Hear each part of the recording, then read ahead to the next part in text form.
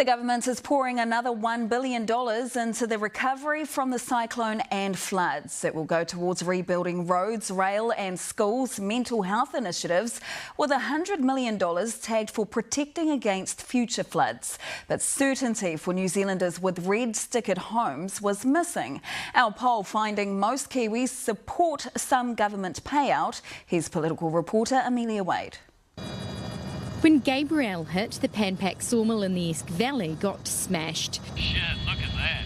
You can still see the scars. And you can see the water level on the tops. And now the valley is even more vulnerable to future flooding because of all the silt. It needs higher stop banks. Because there's so much silt in the Esk Valley now, effectively the bath's sort of half full. There's just so much still to fix in the Hawke's Bay. This is Devil's Elbow, a major roading connection. We're more than doubling the funding that we've already put into the cyclone recovery with an extra $1 billion in funding. In the $1 billion pre-budget package, $475 million will go to rebuilding roads and rail. $116 million will go to repairing or rebuilding every one of the more than 500 damaged schools. $35 million will go to rural communities and $100 million will go to flood resilience like stop banks.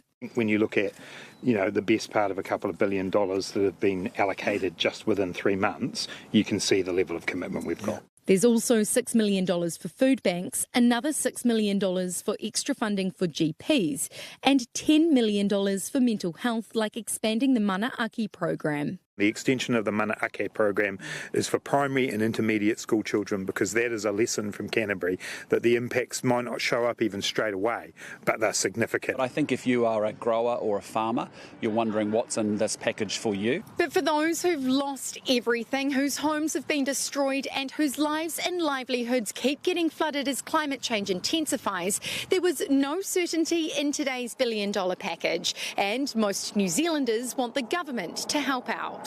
In our latest Newshub Read Research poll, we asked whether the government should pay some compensation to homeowners if they need to move away from coastal or flood-prone areas.